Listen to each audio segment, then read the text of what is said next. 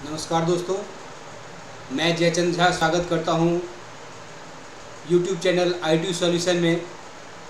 दोस्तों, आज आपके लिए मैं एक बेहतरीन प्रोडक्ट लेके आया हूं और लगता है आज उसी का ज़माना है। तो वक्त के साथ अगर हम चलते हैं तो हमारी रफ्तार अच्छी होती है और हम उसके साथ ग्रो भी अच्छे तरीके से करते हैं। तो दोस्तों, आज जो मैं प्रोडक्ट लेके करके आया हूँ, और अगर इस वीडियो को अगर आप लास्ट तक देखते हैं तो आपको लगेगा जो हमारे पोर्टफोलियो में ये प्रोडक्ट होना चाहिए और आप इसके बारे में सही से जान पाएंगे क्या ये हमारे ये प्रोडक्ट हमारे लिए सही है या नहीं है, क्या हमें इसमें इन्वेस्ट करना चाहिए कि नहीं करना चाहिए। तो दोस्तों, आज जो मैं बात करने वाला हूँ मिरेई एसेट का। मिरेई एसेट AMC है। मिरेई एसेट का global X artificial intelligence and technology ETF fund of fund.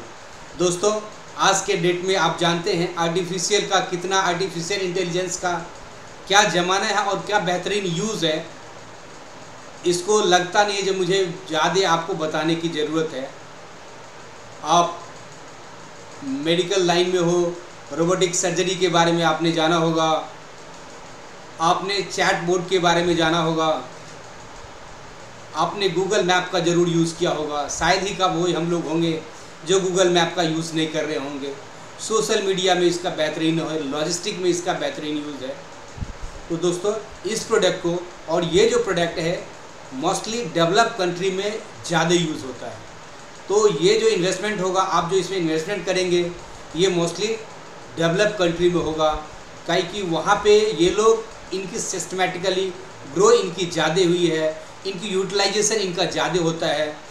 तो जहाँ जहाँ ये इसका यूटिलाइजेशन ज़्यादा होता है, मैंने बताया जो ज्योग्राफिकल आपका ये डाइवर्सिफिकेशन होगा आपके पोर्टफोलियो का, नहीं कि मैं केवल यूरोप, अमेरिका, एशिया, ये जो टॉप डेवलपिंग कंट्रीज़ हैं और जो ये मोस्टली यूज़ करते हैं like US, China and south Korea, ये मोस्ट ड्राइविंग कंट्री है जहाँ पे इसका यूज़ होता है।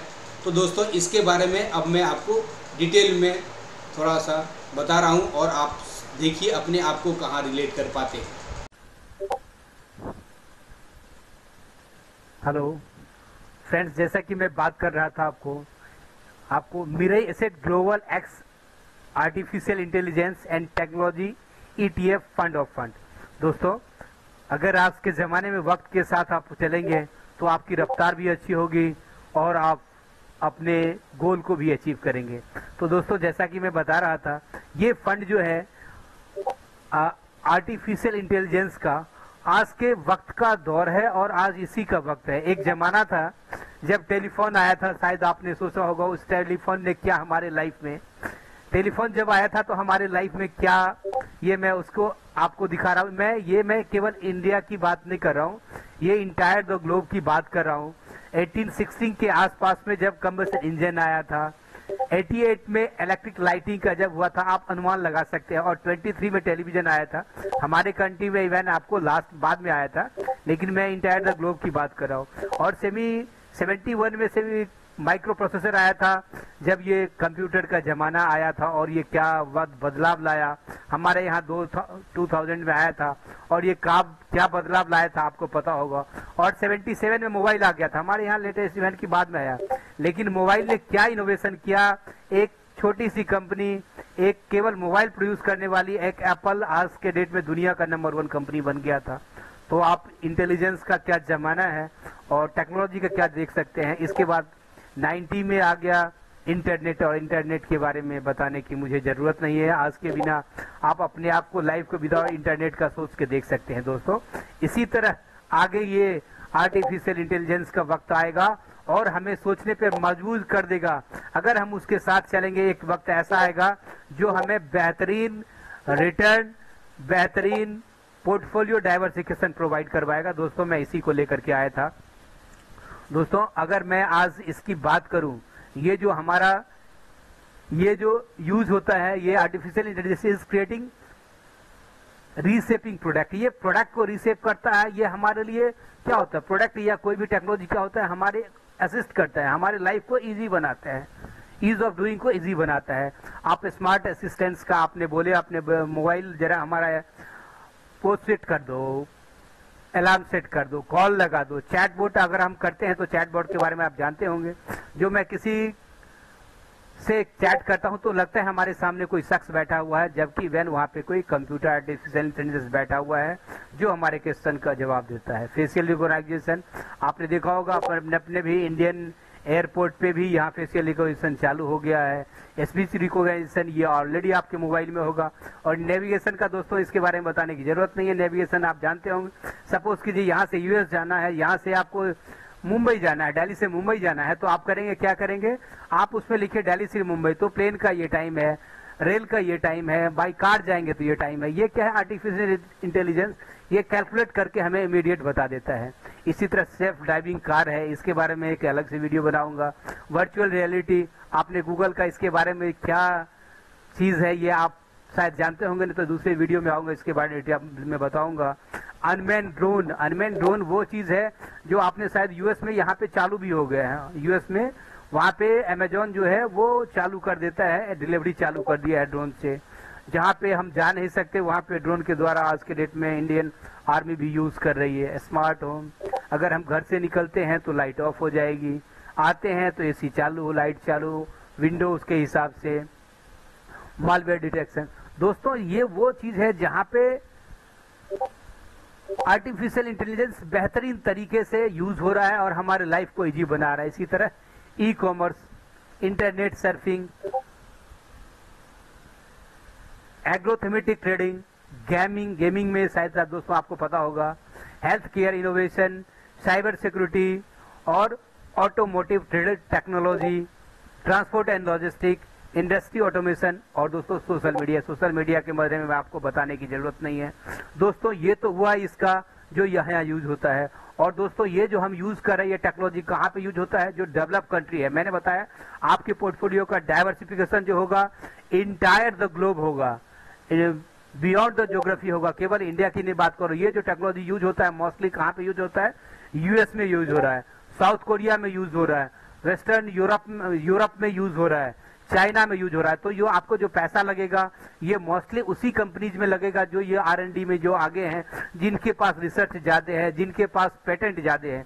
और दोस्तों अगर मैं पेटेंट की बात करूं तो आज के डेट में जमाना उनका होगा जिनके पास पेटेंट ज्यादा होगा। तो अगर मैं पेटेंट की बात करूं, टेंसेंट के पास 9,614 है, बाइडू के पास 9,504 है, IBM के पास 7,343 है, सैमसंग के पास 6,885, माइक्रोसॉफ्ट के पास 5,821, अल्फाबेट के पास 4,068, इंटेल के पास 3,892 और एप्पल के पास 1,305 है। दोस्तों ये वो लोग हैं जो ऑलरेडी ज्यादा इन्होंने पेटेंट कर रखा है, तो इनको बेनिफिट भी उसी हिसाब से मिलेगा। तो बेनिफिट इनको ज्यादा मिलेगा तो इसी हिसाब से वो कंपनी भी ग्रो करेगी। अब अगर मैं कंपनी स्पेसिफिक की बात करूं, ये जो फंड है ये उसी कंपनी में मैंने लगाएगा, मैंने जैसे कि मैंने बताया जहां पे आर्टिफिशियल इंटेलिजेंस का और सॉफ्टवेयर और ये हार्डवेयर इक्विपमेंट का यूज ज्यादा होता है। तो इसमें जैसे कि दोस्तों आप जानते होंगे, जैसे मैंने बताया था, एक फोन बना के कंपनी वर्ल्ड का टॉप हो गई। तो आज के डेट में ये कंपनी किसी भी, ये जो हमारा फंड है आर्टिफिशियल इंटेलिजेंस, ये फंड जो है किसी भी कंपनी में 5% से ज्यादा नहीं लगाएगा। और इसके जो मेन पोर्टफोलियो है, जो मेन इन्वेस्टमेंट होंगे दोस्तों उसके बारे में बता रहा हूं आपको। ये है एप्पल इंक में, ये एप्पल में 3.80, माइक्रोसॉफ्ट में 3.6%, ओरेकल में 3.59, अमेजॉन में 3.59, टेस्ला आप जानते होंगे वर्ल्ड की नंबर 1 है आज के डेट में, तो वहां पे ये 3.58, एक्सेंचर में 3.46, अल्फाबेट गूगल की पेरेंट्स कंपनी है 3. क्वालकॉम में 3.34, सेल्सफोर्स, इंटेल 3.1 एडोब, सिस्को, नेविडा दोस्तों जो गेमिंग के बारे में जानते हो उनको पता होगा, जो ये एक बहुत बड़ा प्लेयर है, Samsung, Alibaba, Intel, siemens, Tencent, Netflix, Meta जो सोशल प्लेटफॉर्म हो, इस तरीके से आप देख सकते हैं दोस्तों ये इसमें इन्वेस्टमेंट करती है। और दोस्तों अब ये मैं सर्विस वाइज आऊं दोस्तों, अगर मैं, ये तो मैंने बताया कंपनी वाइज, अगर मैं सेक्टर वाइज बताऊं तो ये जो इनका जो इन्वेस्टमेंट होगा वो सॉफ्टवेयर एंड सर्विसेज में 35.1%, सेमीकंडक्टर दोस्तों अभी आपने सुना होगा थोड़ी दिन पहले सेमीकंडक्टर का प्रॉब्लम हो गया था जिसके चलते गाड़ियों का डिलीवरी में प्रॉब्लम हो गया था वहाँ पे, तो यहाँ पे जहाँ पे ये सेमीकंडक्टर एंड सेमीकंडक्टर में ये 14% इन्वेस्टमेंट कर रहे हैं, टेक्नोलॉजी हार्डवेयर एंड इक्विपमेंट में 13%, मीडिया और एंटरटेनमेंट में 12.9%, रिटेलिंग में 9.9%, कैपिटल गुड में 5.15% and commercial and professional services में 4%, ऑटोमोटिव कंपोनेंट में 3.16% एंड ट्रांसपोर्ट में 1.2%, हेल्थ केयर इक्विपमेंट में ये 0.6%, फार्मा में 0.2 एंड डाइवर्सिफाइड फाइनेंशियल में 0.1%। तो दोस्तों ये देख सकते हैं, इस हिसाब से ये सेक्टर वाइज इन्वेस्टमेंट कर रहे हैं। अगर मैं इसकी ग्रोथ स्टोरी की बात करूं तो दोस्तों आज के डेट में ये 87 बिलियन डॉलर का ये इसका AUM है या इसकी जो स्ट्रेंथ है। ये 2022 में 119 बिलियन डॉलर हो जाएगी, 23 में 165, 24 में 227, 25 में 313, 22 में 26 में 433, इसी तरीके से 29 में 1148 और 2030 में 1526, यानी 155 ट्रिलियन डॉलर के आसपास में इसकी इकोनॉमी हो जाएगी दोस्तों, केवल आर्टिफिशियल इंटेलिजेंस का। और दोस्तों मैं एक रिसर्च का डाटा अगर मैं आपको शेयर करूं तो अगले 5 साल में यूएस में ये जीडीपी का करीब 3.36%, और अगर मैं चाइना की बात करूं तो चाइना हेवनली इस पे यूज कर रहा है और इन्वेस्टमेंट भी किया है, तो वहां पे अगले 5 साल में ये 7% के आसपास जीडीपी का हो जाएगा। तो दोस्तों ये एक आप इसकी ग्रो स्टोरी देख रहे हैं, और अगर मैं इसके CAGR की बात करूं तो ये रफली 40% पर एनम के हिसाब से ग्रो कर रहा है। और दोस्तों मैं जैसे कि मैंने बताया था, अगर मैं इसके ग्रोथ स्टोरी की बात बताऊं तो इसका जो इंडेक्स है artificial intelligence and big data index, जो पिछले 7 साल का रिटर्न दिया है 20% का, पिछले 5 साल का दिया है 20.4% का, और 5 साल का 20% का, 3 साल का दिया 17% का। नेस्डैक का अगर मैं बात करूं तो उसने 7 साल में दिया है 20% का, 5 साल में 23% का, और 3 साल में 25% का। और अगर निफ्टी 50 की बात करूं तो 7 साल में 11% का, 5 साल में 12% का, और 3 साल में 17% का। दोस्तों इस तरीके से देख सकते हैं, एक ये बेहतरीन प्रोडक्ट है, आगे इसकी वक्त इसका आने वाला है, और जो इसके साथ चलेंगे उनको अच्छी अपनी एक तो पोर्टफोलियो में डाइवर्सिफिकेशन होगा और रिटर्न भी हैंडसम मिलेगा। दोस्तों अगर मैं इस फंड की बात करूं तो इस फंड के मैनेजर हैं सिद्धांत श्रीवास्तव हैं, और दोस्तों इसको आप लमसम में भी कर सकते हैं, लमसम मिनिमम 5000 से कर सकते हैं, और SIP में मिनिमम 1000 से शुरू कर सकते हैं। दोस्तों इसका 1 साल के पहले अगर आप विड्रॉ करते हैं, आप अपने अमाउंट का विड्रॉ करते हैं तो 1% आपको एग्जिट चार्ज लगेगा दोस्तों, और 1 साल के बाद करते हैं तो कोई एग्जिट चार्ज नहीं लगेगा। तो दोस्तों जैसा कि मैं हर वीडियो में बताता हूं, ये थीमेटिक फंड है, थीमेटिक फंड है मतलब ये थीम बेसिस पे इन्वेस्टमेंट कर रहा है। एक सेक्टोरल फंड है, तो याद रखिएगा जो सेक्टोरल फंड में जितना ही ज्यादा रिटर्न होता है, रिटर्न के साथ ही रिस्क है उसके साथ एसोसिएटेड होता है, तो आपको रिस्क भी उतना ही है। दोस्तों आप देख सकते हैं 1 साल में माइनस में भी है। तो अगर आप लॉन्ग टर्म प्रोस्पेक्ट में इन्वेस्टमेंट करना चाहते हैं, अपने पोर्टफोलियो को डाइवर्सिफाई करना चाहते हैं बियॉन्ड द ज्योग्राफी, जैसा कि मैं बताया था, ये मोस्टली जो इन्वेस्ट करेगा यूएस में, चाइना में और साउथ कोरिया में, जो ये आर्टिफिशियल इंटेलिजेंस का ये जो ज्यादा से ज्यादा यूज करते हैं। तो दोस्तों अगर आप अपने पोर्टफोलियो को डाइवर्सिफाई करते हैं बियॉन्ड द ज्योग्राफी और वक्त के साथ चलना चाहते हैं, आपको लगता है रोबोटिक सर्जरी ग्रो करेगी, आर्टिफिशियल इंटेलिजेंस ग्रो करेगा, वर्चुअल रियलिटी ग्रो करेगी, बोट असिस्टेंस, रोबोटिक सर्जरी ये सब ग्रो करेगी, तो आपको इसमें इन्वेस्टमेंट करना चाहिए। तब भी आप इन्वेस्टमेंट करने से पहले आज के जो अपने फाइनेंशियल एडवाइजर है, आपके जो सलाहकार है, उनसे जरूर बात कर लीजिए। और अगर आपको लगता है हमारे ये पोर्टफोलियो का हिस्सा होना चाहिए, तो अपने पोर्टफोलियो का 20 से 25% तक आप यहाँ पे इन्वेस्टमेंट कर सकते हैं। मेरे हिसाब से, मेरे कंक्लूजन अगर पूछा जाए तो मैं ये बताऊंगा, अपने पोर्टफोलियो का कुछ हिस्सा जो है इसमें जरूर इन्वेस्टमेंट करना चाहिए।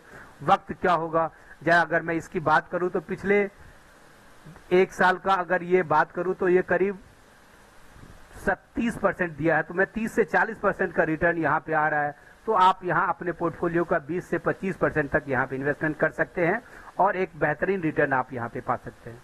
दोस्तों मैंने प्रयास किया है इसको इजी वे में आपको समझाने का, तब भी अगर इससे रिलेटेड कोई भी क्वेरी हो तो आप हमारे इंस्टाग्राम पेज पे कॉल मैसेज कर सकते हैं, जहाँ पे इसके बारे में मैं आपको जवाब दूंगा। और दोस्तों, अगर ये आपको लगता है ये हमारे फ्रेंड के लिए, ये हमारे किसी दोस्तों के लिए अगर अच्छा है, तो आप इसको लाइक करेंगे, सब्सक्राइब करेंगे और अपने दोस्तों में शेयर करेंगे, तो मैं प्रयास करूंगा जो मैं और अच्छा से अच्छा इसको इम्प्रूव करूं। और मिलते हैं एक नेक्स्ट वीडियो में। Thanks for watching.